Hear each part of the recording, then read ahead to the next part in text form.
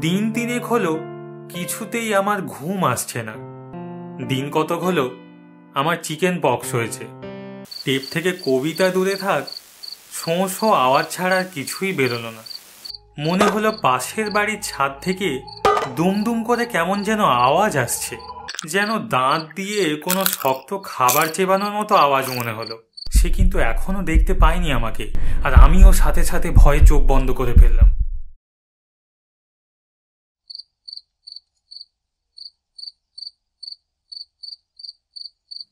কিছুক্ষণ সব চুপচাপ। আমি এক চোখ খুলে দেখি লোকটা বিড়বিড় করতে করতে চলে যাচ্ছে। না, পাড়াটা চোরের আখড়া হয়ে গেছে। একটা ব্যবস্থা করতেই হবে। কাল সকালে গিয়ে একবার সোসাইটিতে একটা কমপ্লেন করতে হবে। তার মানে তার মানে সে আমাকে দেখতে পায়নি। এই অন্ধকারের চাদরটাই আমাকে এ যাত্রায় বাঁচিয়ে দিয়েছে কোনো রকম। বিড়বিড় করতে করতে লোকটা ফিরে গেল। আমার যেন ঘাম দিয়ে জ্বর ছাড়লো। হুহ, এমন বদনামের ভয় জীবনে পাইনি। খুব শিক্ষা হয়েছে। এবার থেকে পাশের বাড়িতে বোম পড়লেও বাইরে বেরোবো না। পা টিপে টিপে খুপড়ি থেকে বেরিয়ে এলাম। টেনশনটা কেটে যেতে খেয়াল করলাম গন্ধটা আগের থেকে বেড়েছে। কোথাও ইঁদুর টিঁদুর মরল নাকি? আমি আবার কার্নিশ ডিঙিয়ে এদিকের ছাদে চলে এলাম। এতক্ষণে নিশ্চিন্ত, নিজের ছাদ। যত খুশি ঘুরি না কেন, কারোর কিচ্ছু বলার নেই। কিন্তু আমার আর বেশিক্ষণ উপরে থাকতে ইচ্ছে করল না। টেপ রেকর্ডারটা হাতে নিয়ে সিঁড়ি দিয়ে নিচে নেমে এলাম। গন্ধটা কিন্তু ক্রমাগত বেড়েই চলেছে। এখনই সেটার উৎস খুঁজে বের না করতে পারলে ঘুম কেন, কাল সারাদিন বাড়িতেই টিকতে পারবো না। ঘরে এসে চারপাশটা খুঁজে দেখলাম, না, কোথাও কিচ্ছু নেই। হঠাৎ একটা ব্যাপার চোখে পড়তেই আমার গলার কাছটা শুকিয়ে ঠান্ডা হয়ে গেল। পাশের ঘরের জানালার একটা পাল্লা খুলে রেখেছিলাম, এখন সেটা বন্ধ। শুধু বন্ধই নয়, রীতিমতো ছিটকিনি দিয়ে ভেতর থেকে বন্ধ করা। কে বন্ধ করলো? ঘরে তো কেউ ছিল না। বাইরে থেকে কারো ঢোকাও সম্ভব নয়, একমাত্র যদি না কেউ ছাদ দিয়ে ঢুকে থাকে। কিন্তু তাই বা কি করে? ব্যাপারটা মনে হতেই আমার ভয়টা আরো বেড়ে গেল। আমি পাশের বাড়ির ছাদে ছিলাম। সেই সময় কেউ কেউ আমার ঘরে ঢুকেছে, এবং যদি ঢুকে থাকে তাহলে সে এখনো বেরিয়েছে কিনা আমি জানি না।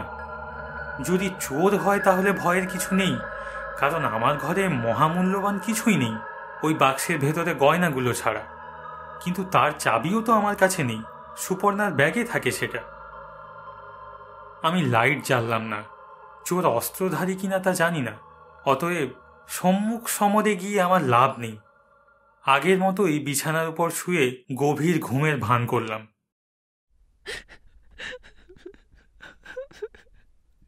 হঠাৎ একটা চেনা গলা শুনে আমি চমকে উঠলাম। সুপর্ণা! এত রাতে সে পাশের ঘরে কি করছে? তার তো এখানে থাকার কথা নয়।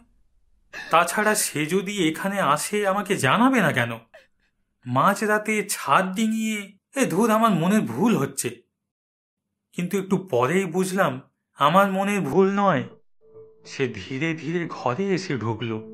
একটা কালো শাড়িতে গোটা শরীর ঢাকা, আঁচলটা মাথার পেছন দিয়ে ঘোরানো, যাতে দরকার পড়লেই সেটা দিয়ে মুখ ঢাকা যায়।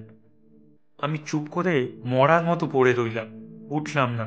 দেখি সুপর্ণা কি করে। কেমন যেন খটকা লাগছে আমার। কি একটা ব্যাপার যেন আমি ভুলে যাচ্ছি। সব কিছুই আমার জানা, অথচ অথচ কিছুতেই মনে পড়ছে না। সুপর্ণা কিন্তু আমার দিকে ফিরেও তাকালো না। সে তার হাত ব্যাগ থেকে বাক্সের চাবি বের করছে। আমার এই অবস্থাতেও হাসি পেল। হে ভগবান! নিজের জিনিস নিজেই রাত দুপুরে এসেছে চুরি করতে, হ্যাঁ? কিন্তু হঠাৎ একটা ব্যাপার খেয়াল হতেই আমার হৃৎপিণ্ডটা প্রায় আধ মিনিটের জন্য বন্ধ হয়ে গেল। মনে পড়েছে, খুব অস্পষ্ট, চেরা চেরা ছবির মতো কয়েকটা দৃশ্য। না, দৃশ্য নয়, অনুভূতি। দৃশ্যগুলো সব আমার কল্পনা। আমি টেপ রেকর্ডারটা নিয়ে উঠে পড়লাম। এক পা করে হেঁটে চলে এলাম পাশের ঘরে। সুপর্ণা এখনো বাক্স খোলায় মশগুল। একটু আগে ছাদে যে কবিতা রেকর্ড করেছিলাম সেই ক্যাসেটটা ঢুকিয়ে প্লে বাটনটা টিপে দিলাম। আবার আগের মতোই শোঁ শোঁ শব্দ, কিচ্ছু রেকর্ড হয়নি। কিন্তু সেটা আমার উদ্দেশ্য নয়। আমি অপেক্ষা করে আছি শেষটার জন্য। শব্দটা কিছুক্ষণ চলার পর অদ্ভুতভাবে খারাপ হয়ে যাওয়া টেপ রেকর্ডারটার ভেতর থেকে বেরিয়ে এলো সেই কুকুরের ডাকটা। তার মানে সবই রেকর্ড হয়েছে, হয়নি শুধু আমার গলাটা। কেন? আমি আর অবাক হলাম না, চলে এলাম পাশের ঘরে। এতক্ষণে বাক্সটা খুলে ফেলেছে সুপর্ণা। আমার অনিদ্রা, আমার নার্ভগুলোর অতি সক্রিয়তা, আমার অন্ধকারে মিশে যাওয়ার ক্ষমতা, আমার গলার রেকর্ড না হওয়া, সব প্রশ্নের উত্তর ওই বাক্সটার ভেতরে। শাড়ি নয়, গয়না নয়, ওর ভেতরে হাত পা মোড়া অবস্থায় একটু কুঁকড়ে শুয়ে আছে একটা লাশ।